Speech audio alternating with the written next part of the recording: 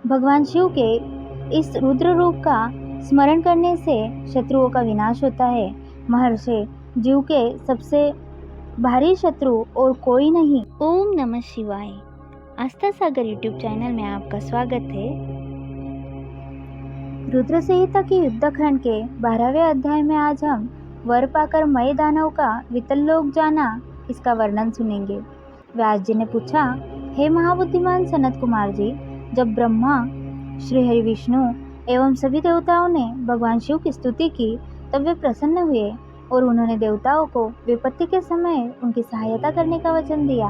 उसी समय भगवान शिव को प्रसन्न देखकर मय नामक दानव, जो कि त्रिपुर की अग्नि में भस्म होने से बच गया था, उनके सामने आकर हाथ जोड़कर खड़ा हो गया। तत्पश्चात मय ने निर्मल स्वच्छ हृदय से करुणा निधान भगवान शिव की स्तुति करनी आरंभ कर दी। तो उसने भगवान शिव के चरण पकड़ लिए। मय ने भगवान शिव से कहा, हे करुणा निधान भक्तवत्सल भगवान शिव, मैं आपकी शरण में आया हूँ, अतएव आप मेरी रक्षा कीजिए। इस प्रकार मय ने प्रभु की बहुत स्तुति की।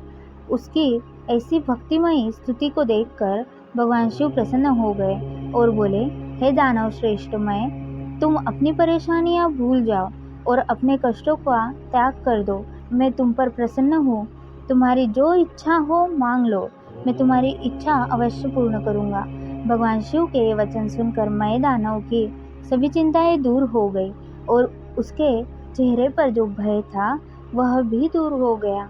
तब वह बोला, हे देवाधिदेव, यदि आप मुझ पर प्रसन्न हैं और मुझे कुछ वरदान देना चाहते हैं तो मुझे अपनी शाश्वत भक्ति प्रदान कीजिए। मैं आपके मित्रों से सदैव मित्रता रखूं और आपके शत्रु मेरे भी शत्रु हो। मैं सभी प्राणियों से प्रेम और दया से मिलूं। मुझ में सदैव विनम्रता विद्यमान रहे। मुझ में कभी भी आसुरी प्रवृत्ति का उदय न हो। मैं सदैव आपके चरणों का ही ध्यान करता रहूं। कोई भी मुझे मेरे मार्ग से हटा न सके।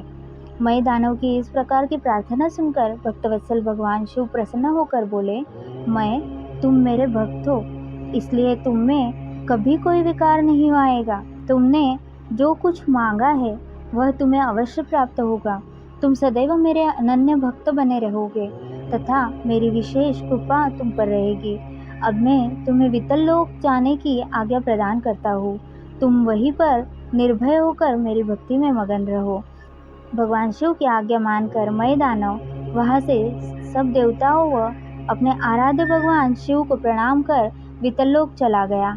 तत्पश्चात देवाधिदेव भगवान शिव भी देवी पार्वती सहित वहाँ से अंतर्धान हो गए। त्रिलोकीनाथ भगवान शिव के वहाँ से अंतर्धान होते ही उनके अभिष्ट कार्यों को पूरा करने के लिए उपलब्ध कराए गए साधन, जैसे उनके धनुष, बाण, रथ आदि भी वहाँ से अदृश्य हो गए। तब वहाँ उपस्थित ब्रह्मा जी, श्री हरि विष्णु, देवराज इंद्र व अन्य सभी देवता व ऋषि मुनि भी हर्षपूर्वक अपने आराध्य भगवान शिव का गुणगान करते अपने अपने लोकों को चले गए। भगवान शिव के इस रुद्र रूप का स्मरण करने से शत्रुओं का विनाश होता है। महर्षि जीव के सबसे भारी शत्रु और कोई नहीं, उसके मनोविकार ही तो है।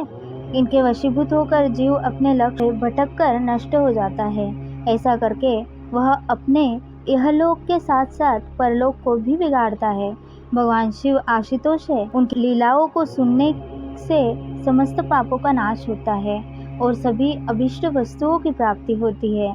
महर्षि, इस प्रकार मैंने तुम्हें तारकाक्ष, कमलाक्ष और विद्युन्माली नामक तीनों महाअसुरों का संहार करने वाली भगवान शशिमौली शिव शंकर जी की लीलामय कथा सुनाई है।